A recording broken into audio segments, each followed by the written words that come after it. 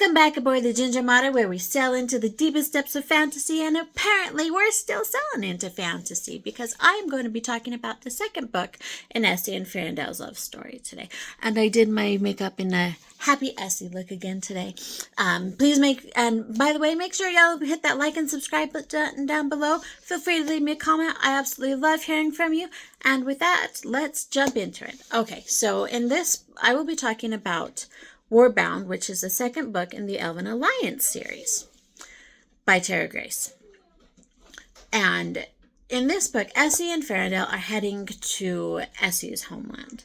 They've been married for about 3 months at this point, and they are heading to Essie's homeland so that her family can meet Farindel. But also in the first book, Essie and Farindel and their elf family were attacked by some trolls who had weapons made by Essie's people.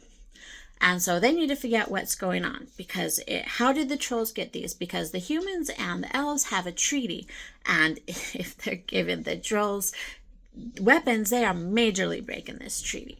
So they need to figure out what's going on. And Farindel's sister, Jalissa, is being sent along as the official embassy, and of course Essie is going because she knows her people and she can help smooth things over, and she also wants to introduce Farindel to her family, and Farindel is going as her husband and Lysornish and all that good stuff.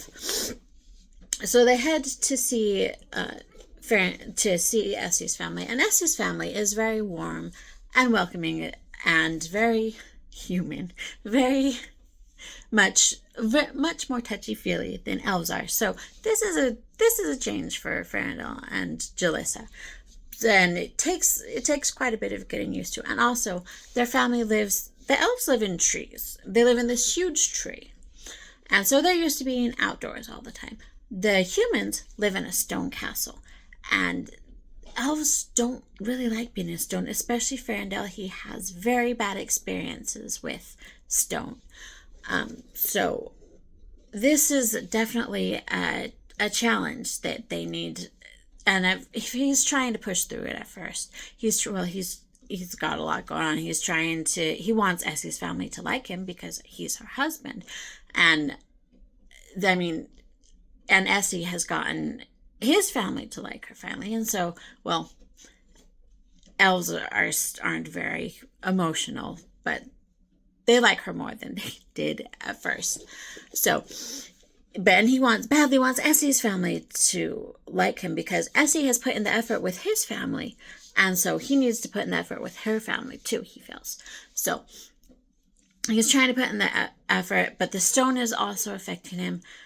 But he is doing the best he can to bond with her brothers and the rest of her family, and Essie is trying to support him as best she can. She doesn't fully understand at first how the stone is affecting him until he finally tells her, and then she can start helping work with him, because he's trying to sort it through on his own. But it's not working out for him very well, so he needs Essie to help him a little bit. And of course she does, because she loves him. And she appreciates him trying to get her family to like him, but she just wants him to be himself, you know?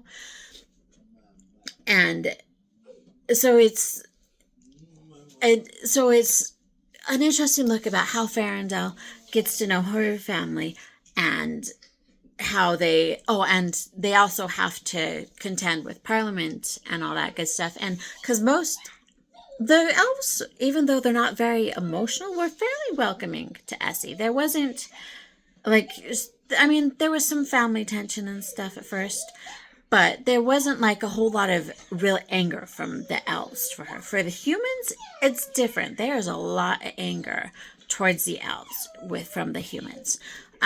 And so they are not as accepting of Farindel. A lot of them are not as accepting of Farindel. And so they have to contend with that, and people being angry and all that stuff, and trying to find out, because there's traitors in both. Obviously, there's traitors in Essie's homeland, but are there any other traitors anywhere else? So they have to try and ferret out where the weapons are, how the weapons are getting into the troll's hands. And so the King Everett and the army and Essie's brother, well, Essie's brother is King Everett, but him and her other two brothers and the army are working to figure this out. And Essie and Farandel are, they're in love and they're doing well, but they're also still, getting used to each other, trying to navigate their relationship. And of course, I'm going to talk about it more in the next video, but they're still really new to being married. So they're still trying to figure everything else out. They've got a lot going on, but will they succeed? You'll have to read the book to figure it out. So it does end on a cliffhanger. Honestly, kind of all the books end on kind of gentle cliffhangers. This one ends on a slightly more intense cliffhanger. But pretty much, I feel like all the books, or at least most of the books, end on a somewhat of a cliffhanger. But this one ends on not a great cliffhanger. Something not great happens. But you guys will have to read it to find out, because that's all I'm going to say for now. So now we're going to move on to the shipping video, and I will see you there. So for now, we are going to weigh anchor and take our shore leave.